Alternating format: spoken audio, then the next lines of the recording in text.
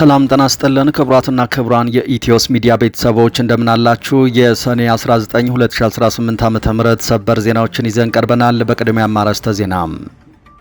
በአማራ ምድር በአገዛዙ ጦርና በፋኖ ኃይሎች መካከል የሚደረገው የፊት ለፊትና የጨበጣ ውጊያ ዛሬም ተጠናክሮ ቀጥሏል። አፋብን ቴዎድሮስ እዝ በጎጃም ግንባር ደጋዳሞት ላይ ታሪክ ደግሟል። ደጋዳሞት ፈረስ ቤት ለመግባት ያሰፈሰፈው የአገዛዙ ኃይል ዛሬ ክፉኛ የተመታ ሲሆን ከፍተኛ ኮሎኔሉም መገደሉ ተነግሯል። የአብይ አህመድ ሰራዊት ከፍተኛ ኪሳራ እየገጠመው ሲሆን በወሎና በጎጃም የተሰማው ዜና እጅን ባፍ የሚያስጭን ነው።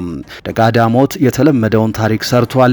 ከፍተኛ መስመራዊ መኮንኖችም ተደምስሰዋል። በተመሳሳይ በቋሪትና ሐሙስ ገበያ ግንባሮች በደረሰባቸው ብርቱ ምት ያገዛዙ ሁለት ክፍለ ጦሮች መበታተናቸውና የ76ኛ ክፍለ ጦር አዛዥ ኮሎኔል አበራን ጨምሮ ከፍተኛ መኮንኖች መገደላቸው ተረጋግጧል።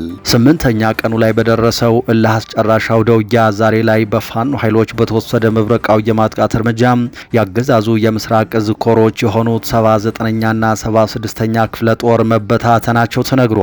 በዝርዝር መረጃውን ይዘናል፣ የምትሰሙት ይሆናል። በቅርቡ ወደ ዳግም ስራ የተመለሰው የትግራይ ክልል ምክር ቤት በቅርቡ ያጸደቀው የግዳጅ ወታደራዊ ምልመላ አዋጅ በአስቸኳይ ተግባራዊ እንዲሆን ትዕዛዝ መስጠቱ ተነገረ።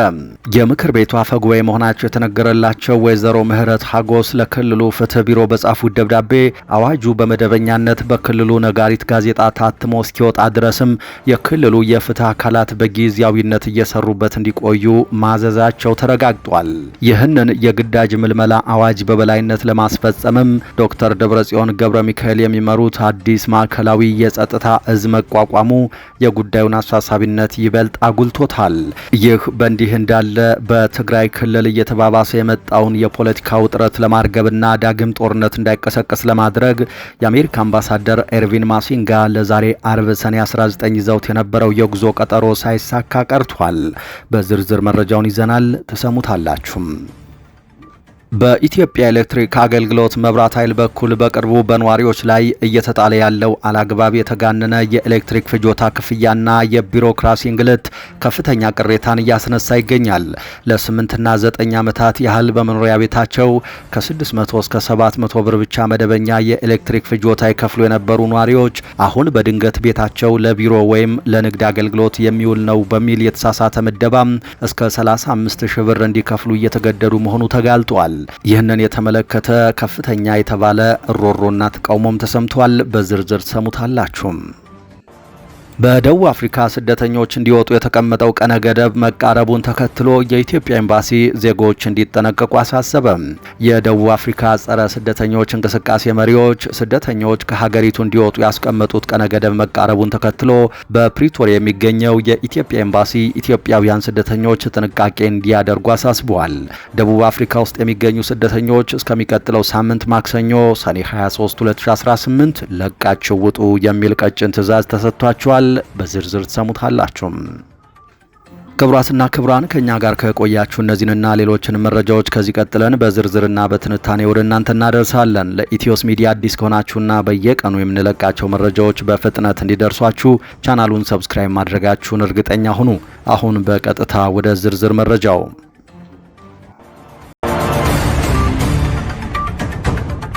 በአማራ ምድር በአገዛዙ ጦርና በፋኖ ኃይሎች መካከል የሚደረገው የፊት ለፊትና የጨበጣ ውጊያ ዛሬም ተጠናክሮ ቀጥሏል። አፋብን ቴዎድሮስ እዝ ደጋዳሞት ላይ ታሪክን ደግሟል። ደጋዳሞት ፈረስ ቤት ለመግባት ለቀናት የሞከረው ያገዛዙ ኃይል ዛሬ አነጋግ ጀምሮ በፋኖ ክንድ እየተደመሰሰ ይገኛል። ከዚህ ቀደም ታሪክ የተጻፈባት ሐሙስ ገበያ ላይ በተከፈተ የጨበጣ ውጊያም ያገዛዙ ኃይል ዲሽቃና ከባባድ መሳሪያዎቹን እየጣለ የሞተው ሞቶ የተረፈው መበታተኑ የተነገረው የአብይ አህመድ ሰራዊት ከፍተኛ ኪሳራ እየገጠመው ሲሆን ዛሬ በወሎና በጎጃም የተሰማው ዜናም እጅን ባፍ የሚያስጭን ሆኗል። ደጋዳሞት የተለመደውን ታሪክ ሰርቷል። ከፍተኛ መስመራዊ መኮንኖች ተደምስሰዋል። ለአብይ አህመድ ስልጣን ተብሎ የሚረግፈው የኢትዮጵያ ልጅ ሁኔታ እጅግ የሚያሳዝን ነው ሲል የደረሰውን መረጃም ጋዜጠኛ መሳይ መኮንን እንዲህ ሲል አጋርቷል። አንድ ቪዲዮ እያየሁ በጣም ውስጤን በቁጭታ እናወጠው። ለእናቶቻቸው ወይም ለባለቤቶች ለልጆቻቸው አሊያም ለልጆቻቸው መርዶ የማይነገርላቸው የጮቄ ተራራ ውጦ ያስቀራቸው የኢትዮጵያ ልጆችን በየቦታው ተደፍተው ሳያቸው የማልቆጣጠረው ስሜት በውስጤ ሲተረማመስ ይሰማኛል። ይህ የሰራዊቱ እልቂት መቼ ይሆን የሚቆመው? ያንድን ግለሰብ ስልጣን ለማስጠበቅ የስንት ኢትዮጵያዊ ልጆች ሕይወት መቀጠፍ አለበት? መልስ የሌለው ጥያቄ ነው ሲል መሳይ ያየውን የተሰማውን አጋርቷል። ይህ በእንዲህ እንዳለ በቋሪትና ሐሙስ ገበያ ግንባሮች በደረሰባቸው ብርቱ ምት ያገዛዙ 2 ክፍለ ጦሮች መበታተናቸውና የ76ኛ ክፍለ ጦር አዛዥ ኮሎኔል አበራን ጨምሮ ከፍተኛ መኮንኖች መገደላቸው ተረጋግጧል። 8ኛ ቀኑ ላይ በደረሰው እልህ አስጨራሽ አውደ ውጊያ ዛሬ ላይ በፋኖ ኃይሎች በተወሰደ መብረቃዊ የማጥቃት እርምጃ ያገዛዙ ምስራቅ እዝ ኮሮች የሆኑት 79ኛና 76ኛ ክፍለ ጦር ተበታትነዋል። ከግንባር የደረሰን መረጃ እንዳመለከተው በሐሙስ ገበያ ግንባር ላይ በደረሰበት የማያዳግም የፋኖ ክንድምት ያገዛዙ ኃይል በወታደራዊ ቋንቋ መበታተን በሚባል ደረጃ ፈጽሞ የተመሰቃቀለ ሲሆን የተረፉት አባላቱም በነጭ ውሃና በይበርት ቀበሌ ግራና ቀኝ ባሉ ቁልቁለቶች ላይ ተንጠባጥበው እየሸሹ ባሉበት ወቅት በፋኖ ኃይሎች እየተለቀሙ ይገኛሉ። የፋኖ ኃይሉ የማጥቃት ስልት ፋታ የማይሰጥና እጅግ ፈጣን መነቃነቅ ያለበት በመሆኑ ያገዛዙ ጦር ሊቋቋመው ያልቻለ ሲሆን አብዛኞቹ ያገዛዙ መስመራዊ መኮንኖች በፋኖ የዲሽቃና የኢላማ መሳሪያዎች ኢላማ ተደርገው በመመታታቸው የእዝ ሰንሰለቱ ተበጥሶ ሰራዊቱ እንዲበታተን ሆኗል። በዚህ አውደ ውጊያ የ76ኛ ክፍለ ጦር ዋና አዛዥ የሆነው ኮሎኔል አበራ እንዲሁም የ79ኛ ክፍለ ጦር የአንድ ሬጅመንት አዛዥ የሆኑት ሌተናንት ኮሎኔል በቀለ በጀግናው የፋኖ ሰራዊት የተደመሰሱ ሲሆን የ76ኛ ክፍለ ጦር የዘመቻ አዛዥም ከ2 ቀናት በፊት በጠሊም ቡጥላ ግንባር መመታቱ ይታወሳል። በዚህም ሳቢያ እስካሁን ባለው መረጃ 2 ዲሽቃ፣ 3 ብሬንና በርካታ የክላሽንኮቭ የጦር መሳሪያዎች ወደ ፋኖ የመሳሪያ ካዝና ገቢ ሆነዋል። በአሁኑ ሰዓት ያገዛዙ ሞተራይዝድ ሻለቃ ቋሪት መገንጠያ ላይ ሆኖ በአንድ የዙ 23 ከባድ መሳሪያ ተኩስ የከፈተ ቢሆንም የፋኖን ብርቱ ግስጋሴና ጥቃት መቋቋም ባለመቻሉ መሳሪያውን ወደ ኋላ እየጎተተ ለማፈግፈግ ተገዷል።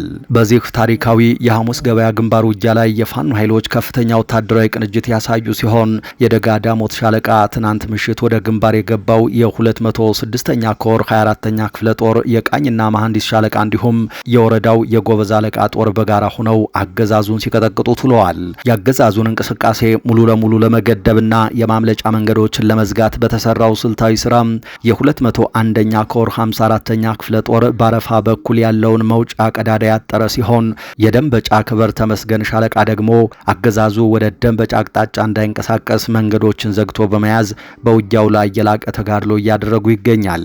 በአሁኑ ሰዓትም በአካባቢው የተጀመረውና የአገዛዙን ጦር ክፉኛ ያዳከመው ይኸው አውደ ውጊያ በተለያዩ ግንባሮች በከፍተኛ ሁኔታ መቀጠሉ ታውቋል። በኢትዮጵያ ኤሌክትሪክ አገልግሎት መብራት ኃይል በኩል በቅርቡ በነዋሪዎች ላይ እየተጣለ ያለው አላግባብ የተጋነነ የኤሌክትሪክ ፍጆታ ክፍያና የቢሮክራሲ እንግልት ከፍተኛ ቅሬታን እያስነሳ ይገኛል። ለ8ና 9 ዓመታት ያህል በመኖሪያ ቤታቸው ከ600 እስከ 700 ብር ብቻ መደበኛ የኤሌክትሪክ ፍጆታ ይከፍሉ የነበሩ ነዋሪዎች አሁን በድንገት ቤታቸው ለቢሮ ወይም ለንግድ አገልግሎት የሚውል ነው በሚል የተሳሳተ ምደባ እስከ 35 ሺህ ብር እንዲከፍሉ እየተገደዱ መሆኑ ተጋልጧል። ነዋሪዎቹ እንደገለጹት ይህ የተቋሙ ድርጊት የዜጎችን ኑሮ ቃል በቃል እያጨለመው ይገኛል። ደንበኞች ይህንን የተጋነነና አቅም የማይፈቅደውን ክፍያ በመቃወም አቤቱታ ለማቅረብ ወደ መብራት ኃይል ቅርንጫፍ ቢሮዎች ሲያመሩ የሚጠብቃቸው ምላሽ እጅግ አሳዛኝና የኃላፊነት ስሜት የጎደለው ነው። በቢሮዎቹ ውጪ በረዥም ሰልፍ የሚንገላቱ ደንበኞች ብሶታቸውን በቅንነት የሚያዳምጥ አካል ከማጣት አልፈው በቅድሚያ የተጠየቃችሁትን ክፈሉ፣ ቅሬታችሁ በሂደት ይስተካከልላችኋል የሚል አስገዳጅ ምላሽ ከሰራተኞች እየተሰጣቸው ይገኛል። ይህንን ያህል ግዙፍ መጠን ያለው ገንዘብ መክፈል ለማይችሉ ዜጎች ደግሞ ካልከፈላችሁ መብራቱ ይቆረጣል የሚል ዛቻ በግዴታ እየተጫነባቸው ነው። ይህ አሰራር የተቋሙን የአገልግሎት አሰጣጥ ብልሹነትና የተጠያቂነት እጦት ቁልጭ አድርጎ የሚያሳይ ሆነዋል። አንድን መኖሪያ ቤት ያለምንም ማጣራት ወደ ንግድ ወይም ቢሮ ታሪፍ ቀይሮ በ10 እጥፎች የጨመረ ክፍያ መጠየቅ እንዲሁ እንዲሁም በቅድሚያ ክፈሉና በኋላ እናስተካክላለን የሚለው አሰራር ዜጎችን ለከፋ የኢኮኖሚና ስነ ልቦናዊ ጫና እየዳረገ ይገኛል።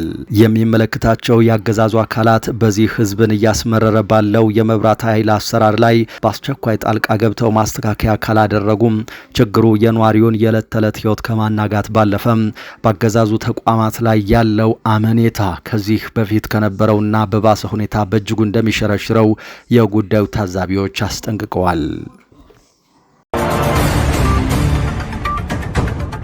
በቅርቡ ዳግም ወደ ስልጣን የተመለሰው የትግራይ ክልል ምክር ቤት ያጸደቀው የግዳጅ ወታደራዊ ምልመላ አዋጅ በአስቸኳይ ተግባራዊ እንዲሆን ትዕዛዝ ተሰጠ።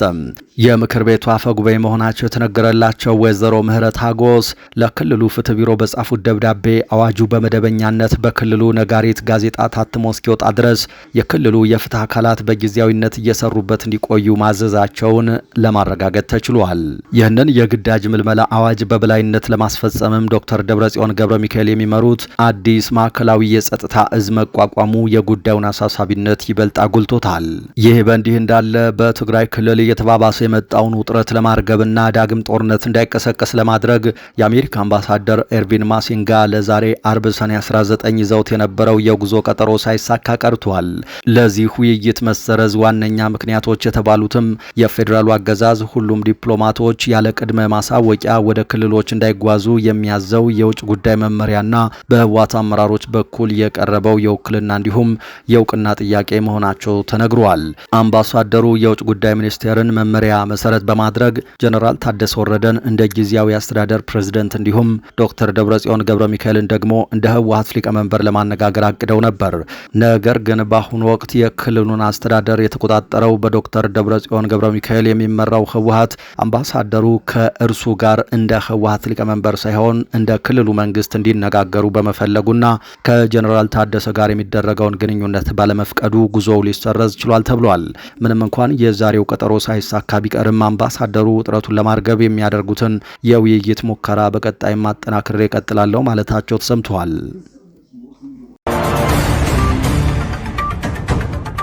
ለረጅም ዓመታት ከሚዲያና ከህዝብ እይታ ርቃ የቆየችውና በልዩ የድምፅ ኃይሏ እንዲሁም ተወዳዳሪ በሌላቸው የሙዚቃ ስራዎቿ የበርካታ ኢትዮጵያውያንን ልብ የገዛችው ተወዳጇ ድምፃዊት እጅጋየሁ ሽባባው ጂጂ ባልተጠበቀ ሁኔታ እንደገና በቪዲዮ ተከስታለች።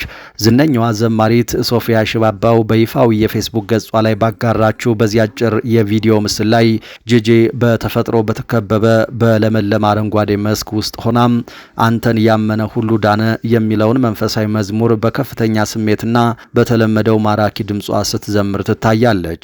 ይህ ክስተት ከተለቀቀበት ቅጽበት ጀምሮ በበይነ መረብ ላይ የብዙዎችን ትኩረት በመሳብ በከፍተኛ ፍጥነት እየተሰራጨ ይገኛል። ይህ ከረጅም ጊዜ ዝምታ በኋላ የታየው የጂጂ ብቅ ማለት ለዓመታት የድምጿና የኪነ ጥበብ ስራዎቿ ናፍቆት በበላቸው በርካታ ኢትዮጵያዊ አድናቂዎቿ ዘንድ ታላቅ ደስታንና ከፍተኛ መነቃቃትን ፈጥሯል። በማህበራዊ ሚዲያ ላይ ቁጥር ስፍር የሌላቸው ወገኖች ቪዲዮውን በደስታ እየተቀባበሉት የሚገኙ ሲሆን የብዙዎቻችን ናፍቆት የሆንሽ ጂጂ ሆይ ለረጅም ጊዜ ከዓይናችን ብትሰወሪም ዛሬ በጤና ስላየንሽ እጅግ ደስ ብሎናል። የእኛ ጂጂ የባክሽ አትጥፊብን የሚሉ ልብ የሚነኩና ጥልቅ ፍቅራቸውን የሚገልጹ የአድናቆት መልእክቶች ጎርፍ ሆነው እየፈሰሱ ይገኛል። ይህ አጋጣሚ ጂጂ በኢትዮጵያውያን ልብ ውስጥ ያላት ስፍራ ምን ያህል የላቀ የማይደበዝዝና ሁልጊዜም ሕያው መሆኑን በድጋሜ በተግባር ያሳየ ሆኗል። በደቡብ አፍሪካ ስደተኞች እንዲወጡ የተቀመጠው ቀነ ገደብ መቃረቡን ተከትሎ የኢትዮጵያ ኤምባሲ ዜጎች እንዲጠነቀቁ አሳሰበም። የደቡብ አፍሪካ ጸረ ስደተኞች እንቅስቃሴ መሪዎች ስደተኞች ከሀገሪቱ እንዲወጡ ያስቀመጡት ቀነ ገደብ መቃረቡን ተከትሎ በፕሪቶሪያ የሚገኘው የኢትዮጵያ ኤምባሲ ኢትዮጵያውያን ስደተኞች ጥንቃቄ እንዲያደርጉ አሳስበዋል።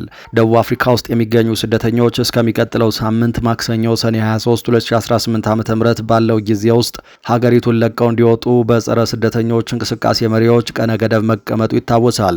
በህገወጥ ስደተኞች ላይ እንደሚሰራ የሚገልጸው ማርች ኤንድ ማርች የተሰኘው እንቅስቃሴ መሪ ጆሲንታ እንጎቤሴ በሰጡት መግለጫ ይህ ቀነ ገደብ እንደተጠበቀ መሆኑን ተናግረዋል። በፕሪቶሪያ የሚገኘው የኢትዮጵያ ኤምባሲ ትናንት ሐሙስ ሰኔ 18 ባወጣው ማሳሰቢያ በሀገሪቱ የሚገኙ ኢትዮጵያውያን ዜጎች ሁኔታን አስመልክቶ ከመንግስት ጋር አስፈላጊውን ግንኙነት እያደረገ መሆኑን አስታውቋል። የደቡብ አፍሪካ መንግስት ስደተኞች ላይ የኃይል ጥቃት እንዳይደርስ ጥበቃ እንደሚያደርግ ሲገልጽ መቆየቱን አስታውሶ የሀገሪቱ መንግስት በቀጣይ ቀናት የጸጥታ ማስከበር ተግባሩን እንደሚያጠናክር ይጠበቃል ብሏል። ይሁን እንጂ ስደተኞች ላይ ጥቃት ሊፈጸም እንደሚችል ያለውን ስጋት ገልጸዋል። በስደተኞች ላይ ህገወጥ ድርጊትና ጥቃቶች ሊፈጸሙ የሚችሉበት ሁኔታዎች እንዳሉ የሚጠቁሙ አዝማሚያዎች አሁንም ይስተዋላሉ ሲል በመግለጫው አስፍሯል። የመብት መጣስና የደህንነት ስጋቶች መኖራቸውን የገለጸው ኤምባሲው በዚህም የተነሳ በሀገሪቱ የሚገኙ ኢትዮጵያውያን ስደተኞች የዕለት ተዕለት እንቅስቃሴያችሁን ጥንቃቄ በተሞላበት ሁኔታ እንድታደርጉ ሲል ዜጎችን አሳስቧል።